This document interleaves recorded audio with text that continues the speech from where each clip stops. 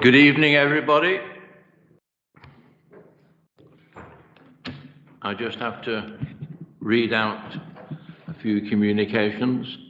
The meeting this evening will be live streamed to the public. The induction loop is now in operation in the chamber. Any exempt, i.e. private items on the agenda, the live stream will cease prior to the meeting moving into private. There will be a slight delay. A recording of the public part of the meeting will be available to the council on the council website within 24 hours of the meeting. Would members and officers please remember to switch the microphones on when speaking and speak directly into them, and obviously switch off when finished. Any officers that are called upon by the portfolio holder should address the executive using, no, I don't think that's applicable to us. And then finally, I'm sure you've already done it, switch off your mobile phones or put them on silent mode, please. Thank you.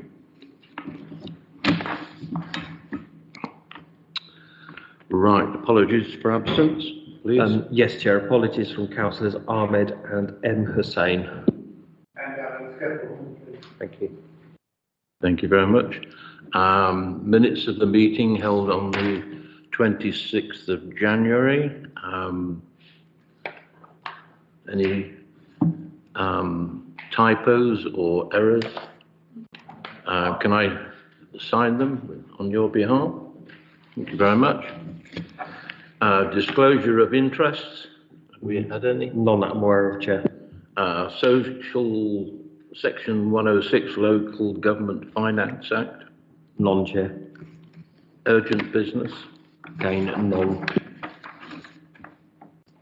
References from other committees or bodies. None, Chair. Chair's announcements. None at this occasion.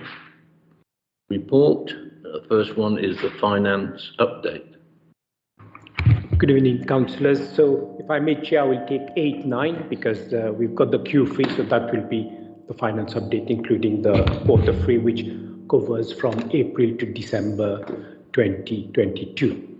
So you've got the report, and this report is going to executive on Monday, but because there is no FRG, we thought that it's best to bring to FRG as well, otherwise there will be quite a delay in bringing it.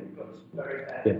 Sorry, Dev, if you get feedback, can you just hold on to the microphone? That should sort out the feedback. You just hold on to it while you're talking. Hold it like that. Okay, yeah. Okay, so yeah, this report is going to the executive on Monday. So, but we thought it best to bring it to FRG. Normally we take it to executive and then bring it to FRG, but because there is no FRG meeting for a while now, we said it's best to bring it. That's why there has been a slight delay in dispatching the document to FRG. So, but it's going to executive on the 6th. So there will be sort of further discussion there. So I would like to take you. So what you've got in front of you is exactly the same report which is going to executive. So I will go through the main variation from Q2 because Q2 was very detailed. So this report is detailed as well. So just on paragraph 2 is still the background that we've got a challenging due to unprecedented levels of demand in services, and especially due to COVID and coming out of COVID and the looming recession. There is pay award, inflation, cost of living crisis. So all these has made the 2022-23 budget quite challenging. And we've discussed quite a lot of those challenges which we factored into 23-24 budget. So it has been debated quite in great detail. So the current position is Q3. So we were forecasting as part of Q2 a variance of around 7 million, but now it's roughly 3.9 million. I will take you through all the main changes, but the table on page 5 shows sort of in a sort of high level where the significant variations are as reported in Q3. But one of the things which I would like to mention is if you look at column 4, there's price inflation, which is £1 million additional cost, and then the impact of coronavirus, because we know there's no additional support for COVID coronavirus. So, but still the impact of COVID is still in terms of licensing income and income, parking income. So still the impact is felt, and it's nearly 3 million for 22-23. But when we prepared the budget, we did set aside a specific reserves in order to deal with inflation and coronavirus. So those are negated by this additional 4.3 million. And the reason why we set aside, because we hope that inflation will start to settle, and the impact of COVID, if the economy started to recover, then parking, licensing, all this income, we expect them enforcement income for in revenues and benefits, you will see a big impact. So the bottom line figure is 3.9, and I will briefly take you through the main item, because the bulk of this was discussed in Q2. So you will see in paragraph 7, the impact of pay award, which we've discussed was not budgeted. So it's in the general 3 million. We made a forecast of 3.9 in Q2, so there's a slight improvement in our latest forecast. The savings program, which was discussed, and there's a slight shortfall in the savings delivery program, but then that's compared to Q2 is an increase of 700,000. And that's mainly due to areas of temporary accommodation, highway service options, and these are quite, some of them are very much demand-led. So we're hoping that when we start to come out of COVID, then we'll start to recover, so we might have to deliver those savings. But because we are getting back into sort of inflation, cost of living crisis, it's becoming a bit harder. And that's why you look in 23-24 budget, we try to put a transition of over 2 to 3 years to deliver those, because we're still, sort of inflation is still having an impact and increase in interest rate. So the main areas for, in terms of chief exec, you will see a net forecast of around 3.3. The two main items compared to what was in Q2, I'll try to stay a bit further, probably that's better. So then you've got two items here. You will see there's a detailed explanation on paragraph 13, bullet point 1, which is CLLD, which is Community-Led Local Development Program, which are supposed to positively transform the life of several thousands of vulnerable people.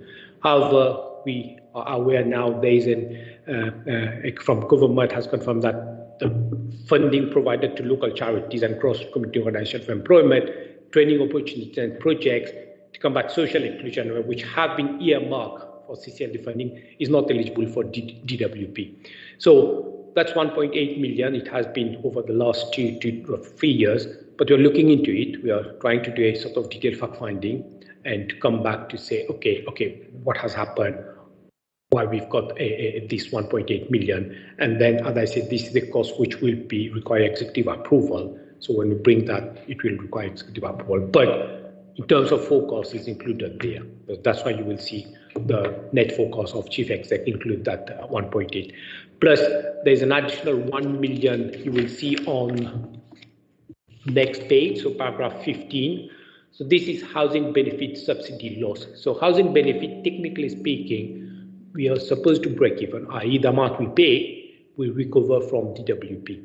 But there are areas where, in this instance, where there are what you call some of the hostels and exempt accommodation, where the amount we are paying out is over and above the local housing allowance rate. And DWP will pay us up to LHA rate. So there are some companies, organizations have applied and have been successful in treating those accommodation as hostel and exempt accommodation. So the council will have to pay for the excess over and above LHA rate.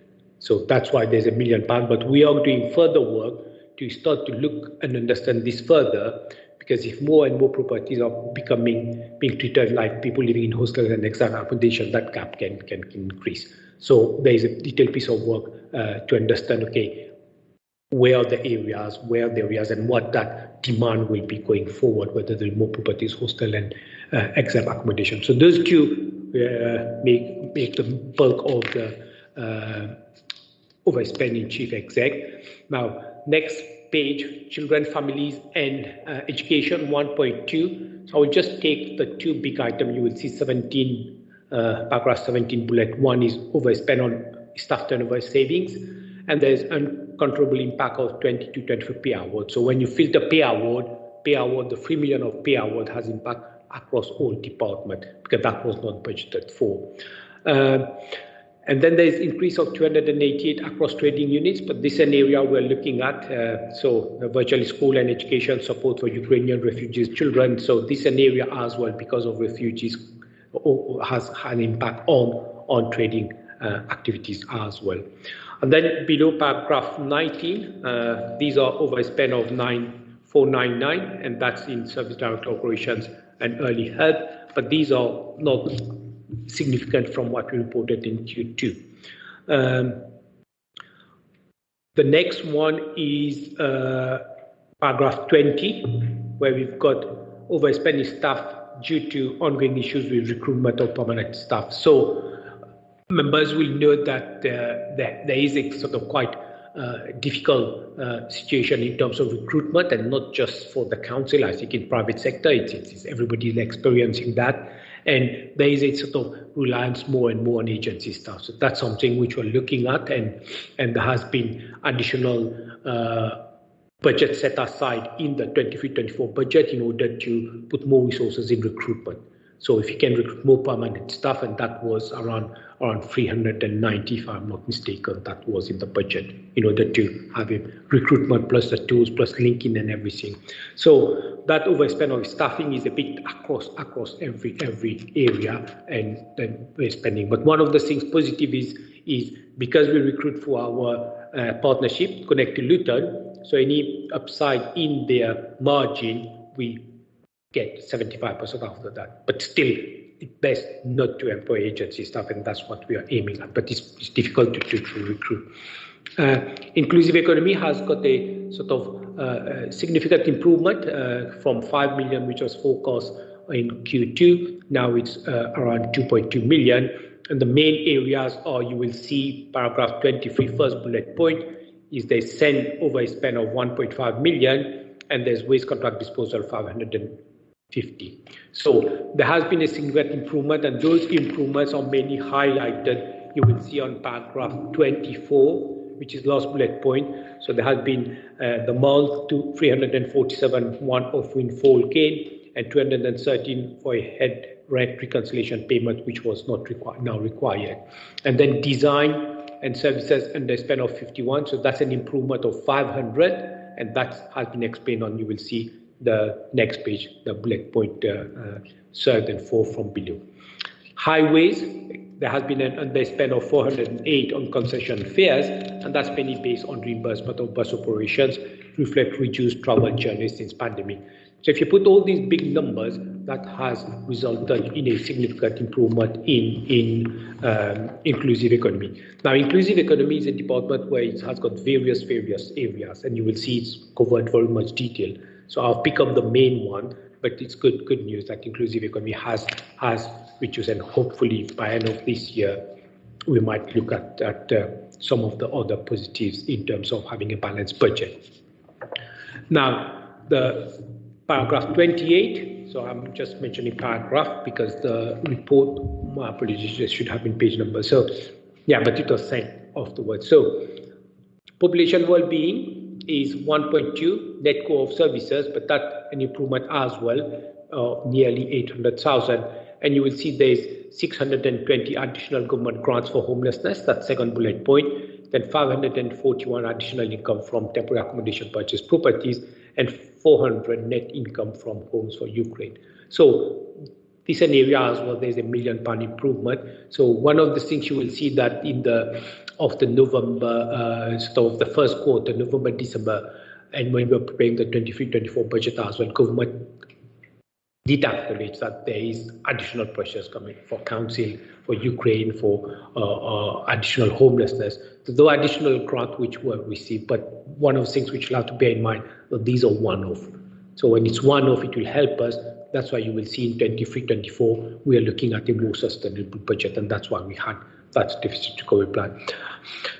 Then the next page, we talk about corporate budgets, and corporate budgets, nothing major. So the borrowing cost is favorable variance, and I will touch on the capital program. So when there's a sort of reprofiling of the capital program, mainly was some of the loan to the airport company, and that you will see some of the loan which were not dispersed in 22-23 will be dispersed in 23-24. And that's what when discussing the budget, we are saying the package of 507 will stay. It's just some of the profiling of the land loan you will see in 23-24. And that is reflecting a positive here, because if we don't advance, we don't borrow. And then interest on investment as well, because if we don't lend to LAL, then there is a sort of less interest we generate on those. But then we catch up those in 23-24, and that's why you will see in the budget 23-24 there was an upside of roughly 3 million plus from interest, because those are short for this year. But you will see in the deficit recovery plan, we are in discussion with LAL, and we will be looking at LAL financial position, and there's potential if we charge a more market rate rather than the rate which we discussed in principle when we had the stabilization plan, that can help to close the deficit this year. General contingency budget, we always have a general contingency, so not contingency towards savings, which we've agreed with SIPA recommendation. So we don't have a contingency towards savings, efficiency savings, but we have a general contingency. It's prudent to have 2.2, but as we discussed in Q2, those 2.2 million of savings contingency have been applied, not saving, general contingency have been applied to the budget, because 22-23 is an unprecedented year. Then public health grant, other funds, you have to touch on that. There is an overspend is 453, but this is a ring-fence budget, so there is public health reserve brought forward from previous years of 1 million. So overall, public health will have a balanced position. HRA, there's a surplus of 2.7 million, and that surplus is also, we categorize it as a surplus. It goes to meet towards future HRA capital program. And you will see in the budget there was a big significant capital program, but any surplus, any Section 106 contribution or any other contribution like 141 receipts goes towards subsidizing some of those properties and make those projects in HRA viable. Schools DSG, so DSG has got an underspend of 373, which is more or less a 208 for the underspend of Q2. So DSG hopefully will, we say, so ring-fence budget is fully funded from dedicated school grants, but some councils are struggling in terms of the special need. So, but for LBC, the school's budget in terms of special need are still within the budget. We talk about recovery plan and mitigation that has been discussed quite in detail in 23-24 budget. And then the next page, paragraph 55, talk about the capital program. And on those two areas, the main one is the LAL. You will see it's on summary of major variances on paragraph 59, and it's D. And that's loan to LAL and Foxhole Home, and that's it, 17 million is has been reprofiled. So, and that's what you will see, there is a sort of an element of loan is still LAL, but just reprofiling from 22-23. And that brings me to the end of this report. It's very detailed. We've got volatile budget, we've got savings, but as I said, it's quite detailed. I'm quite happy to take any questions, Chair.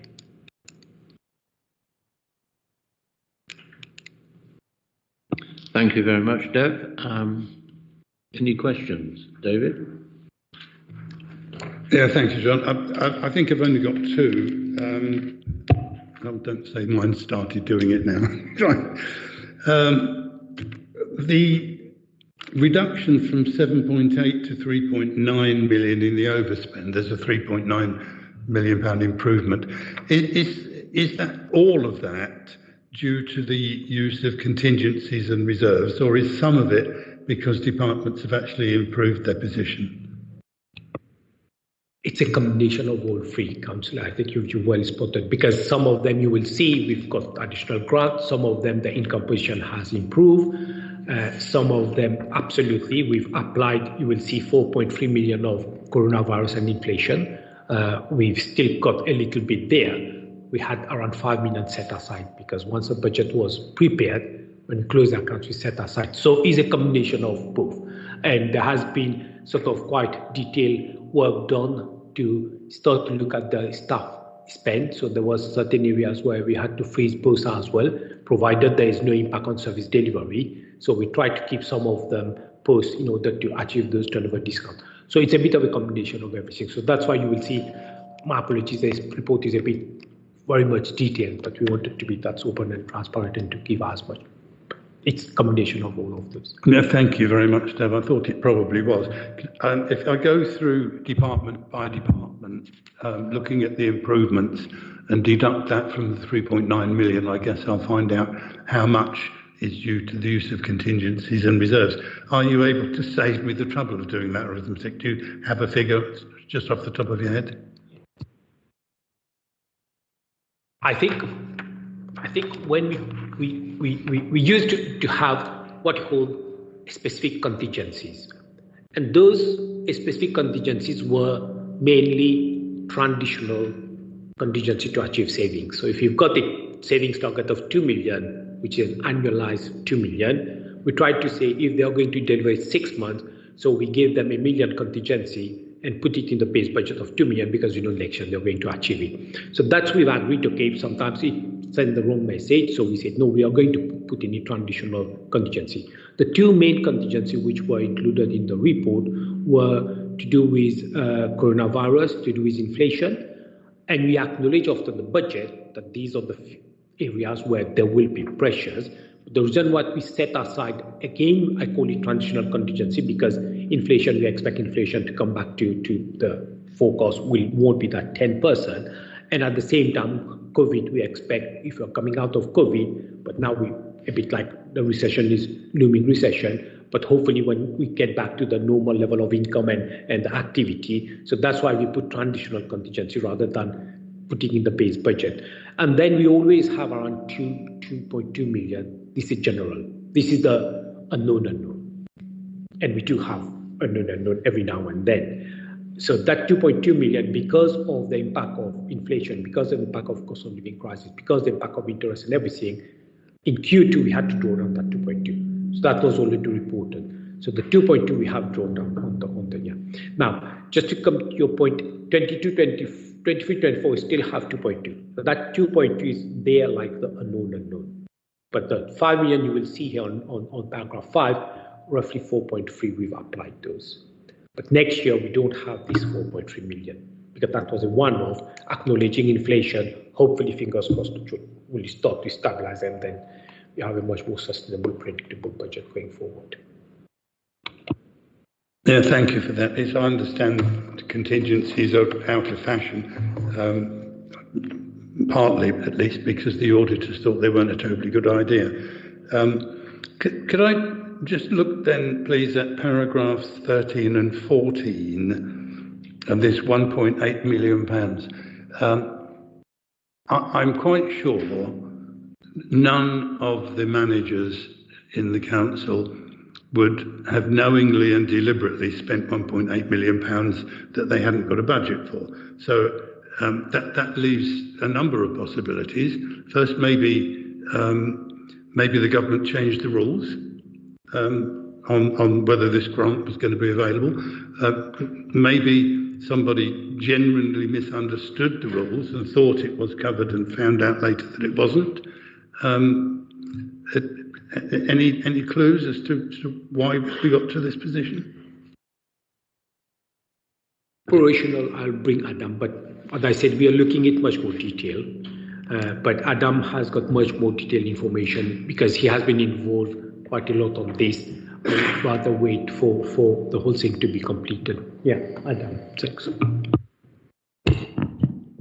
Good evening all. I don't think I've got as much reverb back here, which is good. So yes, so CLLD, I think probably most members will be familiar with this one because it's community-led local development, and that's actually been around for quite some time now, actually. So the project was instigated, or to say the programme was instigated 16, 17, and obviously it's gone on through COVID and been elongated somewhat because of COVID as well. So it should have ended a few years earlier than it was due to COVID. But project itself, European funding, very much focused on skills, employment, training and volunteering, essentially economic regeneration to combat social inclusion and poverty. Very much focused on geographical areas in Luton, such as wards Biscot, Crawley, Dallow, Farley, Hightown, Leagrave, Lewsey, Northwell, Round Green, South and Sundon Park.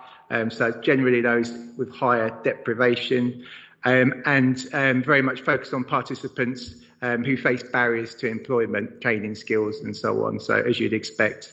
And the delivery mechanism was European funding, essentially used for community/BCS groups to deliver initiatives around the areas I've just highlighted. So In Luton, it's actually been highly successful if you look at the outcomes. I've got a couple here just to put some context around it because I think it is important. So first and foremost, 464 people have been put back into work or have been helped back into employment, I should say, due to this programme. And using the university's gross value add figure of every job that's basically put into the town. There's a figure that you can generate for that to show the investment to the town, and that's £24,000. So if you scale that up, actually, it's around £11.2 million just for getting those people back into employment in town, which is really successful, of course. So apart from that, we've had around 1,500 people who've received advised information guidance. 770 people or so have received study support. 426 people have progressed into apprenticeship training and education. 331 people into further education and 700 people into volunteering. So when you look at the outcomes of the programme, highly successful. I think what's happened over probably the last few months, but just beyond that, is that we've come to a point that we've hit some snags with DWP in terms of the mechanics of the project and how we report back to them, which we're working through, and we're trying to understand a bit better so we can report that fully back to members. That's quite clearly highlighted in the report, and I think until we get to the end of that process, it'd be unfair to say exactly what the conclusion of that's going to be. So I'm not sure if you want me to elaborate much more on that, but as I say, if there's a process that we're going through at the moment, that will obviously generate an outcome at the end, which will be clear on the lessons learned and what we do on projects such as this going forward. Thanks very much for that, Adam. I mean, I do understand the importance of the work that's been going. The figures that you quote are based on the Keynesian principle of every £1 you pay in wages actually generates £9 for the benefit of the economy. Yeah, okay. Yeah, thanks for that. At least I understand where we're going.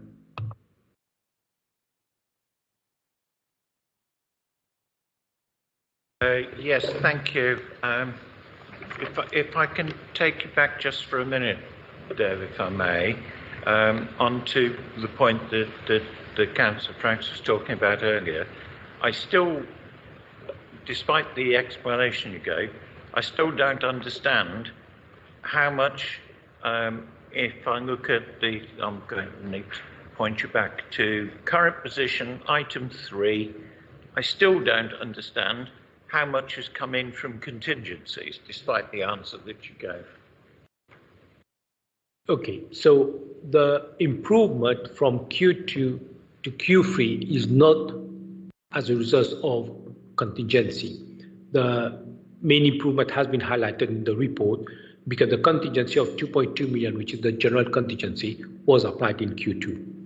2.2. Yeah, so that's the general contingency, which we always keep it general, and that's the unknown. Otherwise, if we create a budget without any risk component, and that's to address the risk, we put a contingency. There's a reason why there's a contingency. So we always have, if you look at 23-24 budget, there is 2.2 general contingency, and that's unknown. The contingency which you will see on paragraph 5, which is 4.3, that is specifically inflation and COVID reserve. So it was not a contingency. It was a reserve set aside to meet any unbudgeted inflation and COVID reserves. And Councillor Frank did point out last time that you will see in areas like, I think it was population and children, there was no COVID or reserve applied, but Q3 they've applied now. So as and when they're spending those and assessing the impact COVID is having and inflation is having, which is not easy because you have to split the budget and say which one is real inflation. So you will see 4.3 million. So I wouldn't call that a contingency. It was reserve set aside to meet those one-off costs, and it's clearly laid out, price 1 million and COVID impact 3 million. So I wouldn't call that a contingency because that was the reserve set aside. The contingency we used to set aside like a transitional delivery of saving, those we no longer apply this in the budget. So coming back to your point, 2.2 million plus the reserves of 4.3, which was specific for COVID and inflation. Little point of detail, sorry. little point of detail, if I may, on paragraph 11. I was surprised to see ICT savings, because I thought we'd already started to move towards a complete ICT overhaul, and I would have expected to see bigger numbers, not savings. It surprised me.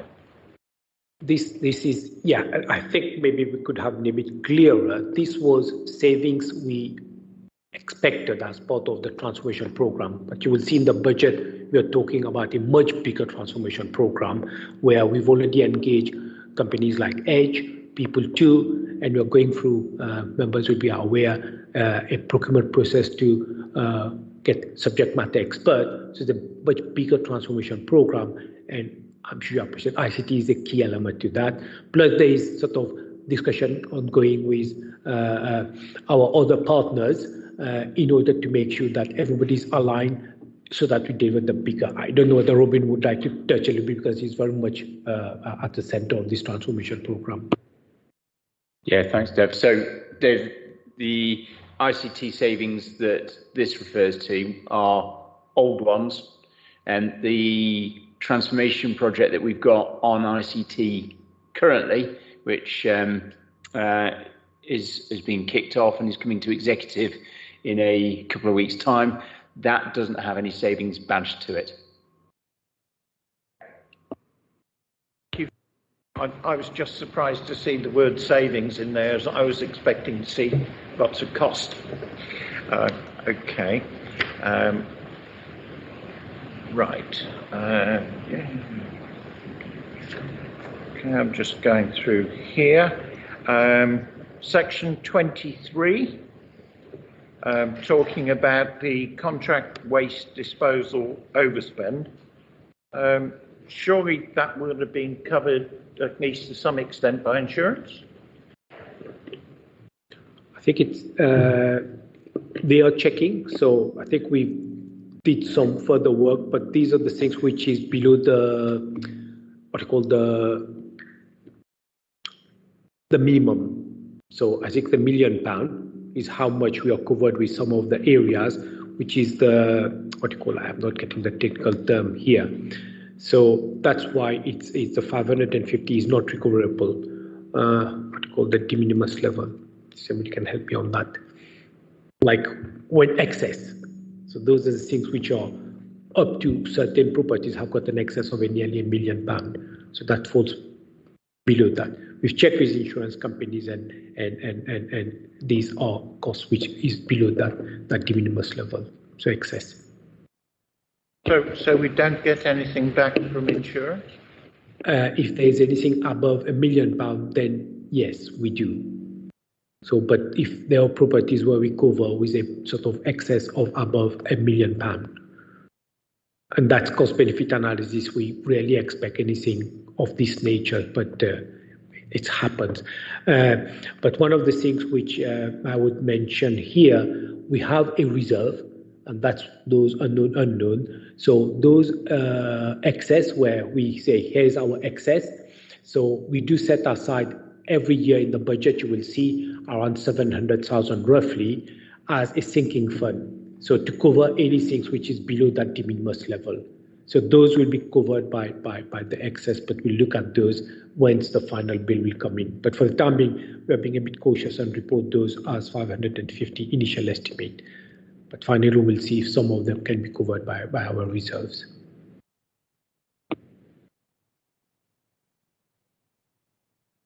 Surprised we've got that level of exposure, that's all. Okay. Just moving on now, I promise you I haven't got many more, Chair. If I go on to E on page, I haven't got a page number. So it's section E under 59, and it says housing revenue account. And in that section, we're talking about an overspend on Morris Close and emerging sites, 1.1 and 3.35 million. and then extension to dwellings and so on, which are reporting small underspends. It just struck me that here we go again. Anything which is remotely to do with projects, we end up overspending.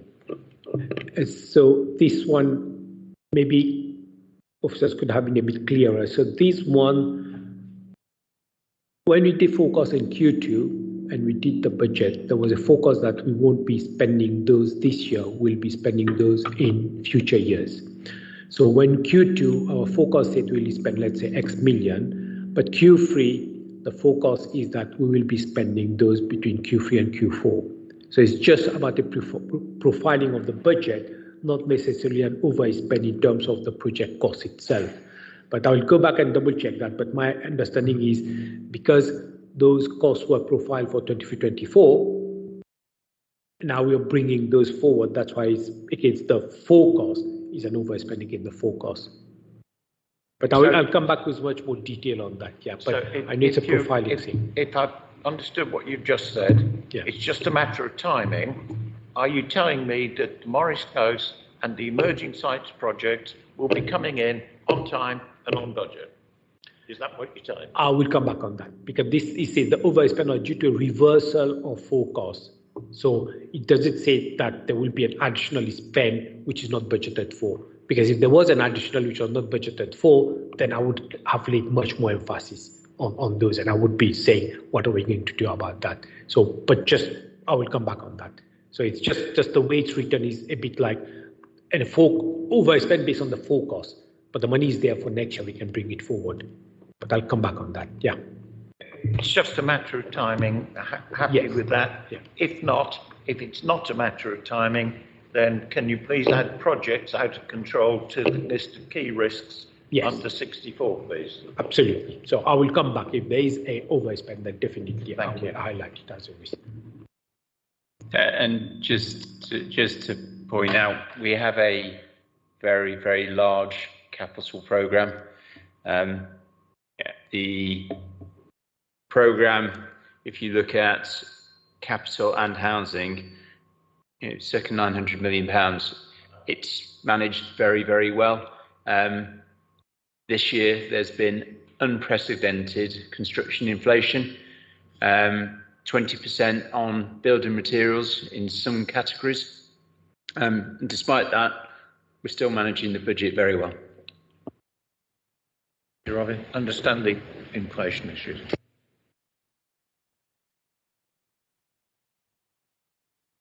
Thank you. Any further questions? Anybody with any comments? Yes, David. I'm just going to suggest, Chair, that we thank Dev for the report and note it. Yeah, I think everybody would agree. With that. He's always put into a difficult position and always comes out on the right side anyway. Thank you very much. Do we have to acknowledge? Yeah, you should just go first the recommendations. Yeah, we just accept the recommendations. Thank you very much. And that brings us to the more interesting one. Progress in achieving the auditor's sign-off. Yes, for 1819. Yeah, I don't know why they put 29. So I think. Okay, for the public, yeah. Okay, otherwise I can. So we had a very detailed meeting with auditors. Hopefully, it's a final meeting we are having with auditors now. The account has already been sort of dispatched for audit committee. So next week, we've got a set of 1819 accounts. So auditors went through, very fine-tooth comb as well. So hopefully last week, we've made whatever adjustment is needed. But one of the main adjustments is to do with the airport valuation. And those valuation, which was presented to members, those valuation are within the range which external auditors have agreed. So the three main elements to that valuation is the airport gain, the deferred taxation, and those adjustments auditors agree. So there was this issue about the discount rate, and the discount rate, to be technical, have an impact on the valuation. So those discount rate is basically the cost of borrowing they use to value the airport. So the value which was produced by Deloitte and the deferred taxation produced by PricewaterhouseCoopers is within the range of EY team. So that has been put in the account. Because the account has taken such a long time to do, there has been changes, there has been things, but all these have been agreed now. Bottom line figure for the council, and that's I mentioned every time I had an opportunity, the council accounts, the impact on the budget, impact on the council finance, no. On the contrary, when you look at the group account, there's a significant improvement in the balance sheet of LAB, because there's a big, significant gain. I don't know the figure by head, but we're talking about £1 billion here. So the council accounts, and that's why I keep on saying there's no impact on the budget, no impact on the 23-24 budget. If there was anything which will have impact, I would have factored in my 23-24 budget. So those, yeah. There was something which we did mention about infrastructure asset, but that government has provided clearance. It's something for all local government, not just for the council. So that has been cleared. We've discussed in very much detail about value for money. So that has been debated quite a lot. But there will be something which we will be discussing on the audit committee about the development concept order cost. And that as well we discuss in detail. Here we agree to disagree with the auditors because our advisors, AROB, PricewaterhouseCoopers, our auditors, cases advice, everything is according to what LAL and LBC think is the right way to go forward in the figures. So that's why this is an area. There will be much more discussion which will take place at the audit committee. The aim is to accounts. I'm presenting hopefully the final now because it's clear they understand, say, fine, this is a set of accounts which is good enough for the audit committee, and they will go through their internal process now. So because it has been a long time, so we'll go through the internal process, and the aim is, I think, Robin did. We mentioned his auditors end of March for the auditor, the sign, so with the auditor's certificate. So then we'll bring this back to audit committee with the audit certificate and opinion. And just by the way, because we are on 18, 19, 20 as well, we've cleared, responded to all the queries, audit queries, and their team are working for the last 2 weeks now. It's on the third week now, and we'll have another meeting with myself and Robin to say where we are. But those are the 1920 also at the tail end. I think 85% of the audit was done, but quite rightly, our auditors wanted to concentrate on 18-19 and get it done. But 19-20 as well, work on that. And just to let you know, once those two accounts are out of our way, it will make things much easier. I think the quick summary is we're almost there. Yes, Chair, one question, if I may, Robin. Will there be any auditors' warnings on their acceptance of the account, or are you happy that they're going to give the accounts clean sheet when we finish this, or are they going to come together with the auditor's warning, which I've seen many times in the past? I think a couple of things I would say here. The auditors are in much better position because we provided all the big one is the airport valuation. We're talking about $500,000 going to 1.2, 1.3, and the figures sometimes can go up and down. It depends at what time you're doing the valuation. I'm much more comfortable because these are the big numbers. I would not like to preempt a discussion here because that discussion will take place at audit committee, and at audit committee the auditors will be there. So I don't want to go into detail. That debate will take place at audit committee. But I have to say, auditors are much more comfortable in terms of what we have been presenting and what I've been discussing with all the evidence, all the working papers. So that's why they've said, okay, now these accounts, we can go ahead. But then I'm sure there will be much more detailed debate at audit committee where we go into a bit more the technicality. I have to say, auditors are much more comfortable. Now, I'm sure they will raise, we've mentioned in the Q3, recruitment is an issue. Fingers crossed, probably we managed to recruit a capital accountant, so that's starting. So that's another technical job. The closure accountant,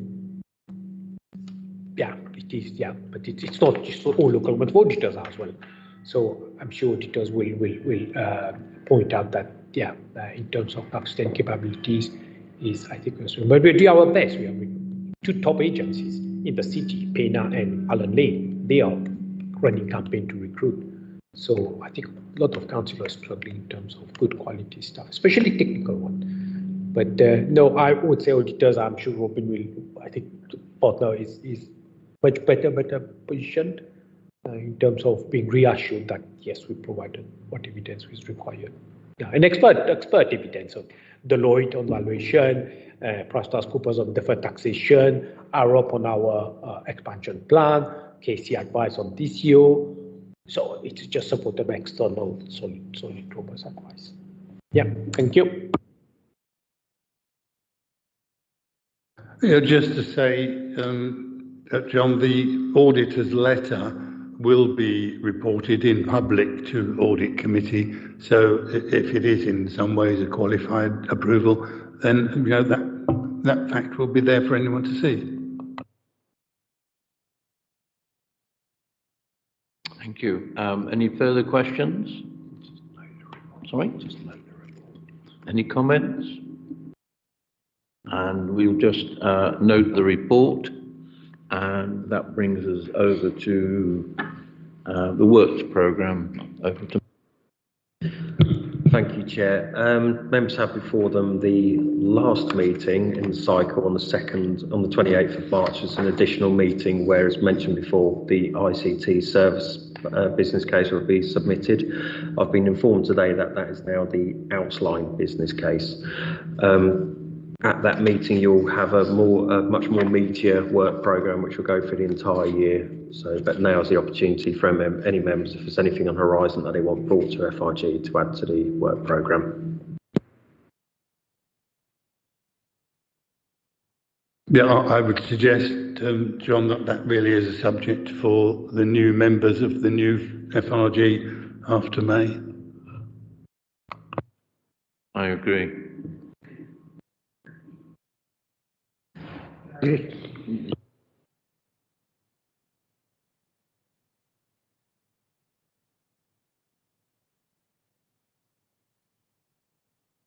Sorry, private session.